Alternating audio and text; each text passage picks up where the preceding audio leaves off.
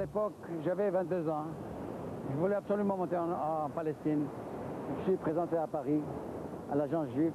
On m'a envoyé pour à Port de Sète. Il y avait là-bas le bateau président Rafid. Là-bas, on était 4500 personnes. Ces 4500 personnes, c'était des gens qui sont sortis des camps de concentration.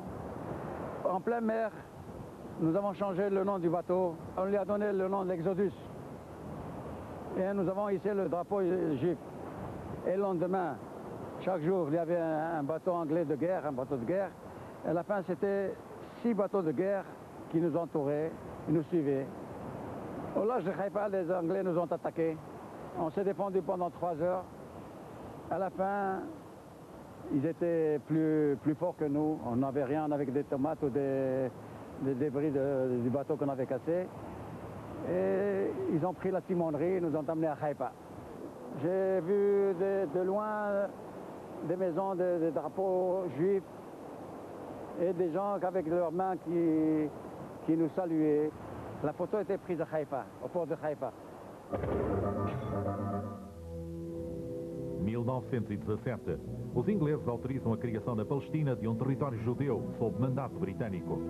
30 anos depois, o Reino Unido decreta o fim da imigração judia após os atentados perpetrados contra as suas instalações militares.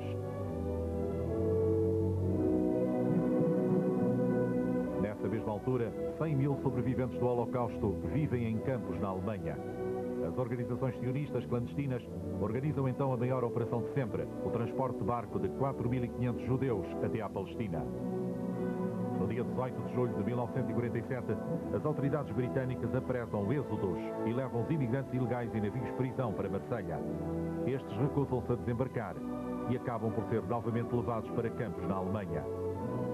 O incidente provoca uma onda de indignação a nível internacional e precipita o curso da história.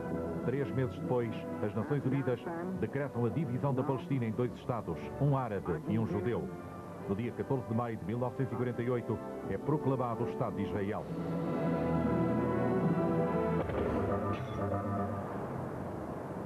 Oui. Moi, je dormais ici, dans les cales. On était comme des sardines. Na altura, Meir Cohen tem 22 anos e é marroquino. Depois de passar vários meses num campo alemão, conseguirá chegar à terra prometida, como a maioria dos passageiros do Êxodos. Les photos de l'Exodus ont provoqué beaucoup de sympathie aux Français. J'ai vu au port de Bouc, tout le port était plein de gens, et chacun nous amenait du manger. Et le préfet du Rhône est monté sur nos bateaux, il nous a expliqué si on pouvait descendre, vous aurez tout ce que vous voulez, le travail, la maison, tout ce que vous voulez. Nos réponses étaient ou mourir ici ou la Palestine. Les Anglais ne pouvaient pas nous faire descendre par force, c'était territoire français. Un jour, on a commencé à prendre la route pour l'Allemagne. On a pris le trajet Gibraltar, l'Atlantique, et on est arrivé en Allemagne, à Hambourg. De Hambourg, on nous a mis dans un camp, Poppendorf. Les passagers du bateau commençaient à pleurer parce qu'ils ont vu qu'ils sont retournés encore une deuxième fois dans des camps de concentration. C'était très difficile pour eux.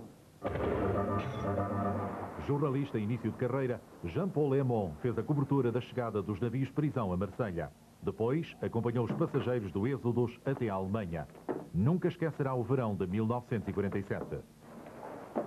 Ces gens de l'Exodus, je les ai rencontrés d'abord au large de Port-de-Bouc. On allait en vedette à leur rencontre, puisqu'ils ne pouvaient pas débarquer. Ils ne voulaient pas débarquer surtout.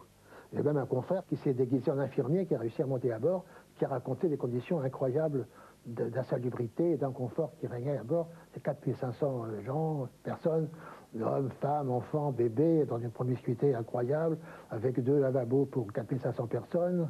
La photo de la raisonnement de l'Exodus, qui est apparue à peu près dans la presse du monde entier, de même que les photos des internés juifs dans les camps en Allemagne, ont causé un choc considérable dans l'opinion mondiale. Je pense que la Haganah et son émanation, qui était le Mossad al-Yabet, c'est-à-dire l'organisation de l'immigration clandestine, savait très bien que ces 4500 juifs seraient immanquablement arraisonnés avant d'arriver en vue des côtes de Palestine, et sans doute transférés à Chypre. Mais c'était une opération très importante parce que c'était la première fois qu'il y avait une telle quantité d'immigrants qui étaient lancés comme ça à l'assaut de ce qu'ils appelaient la terre promise. Les Anglais, je crois, ont commis une erreur psychologique énorme.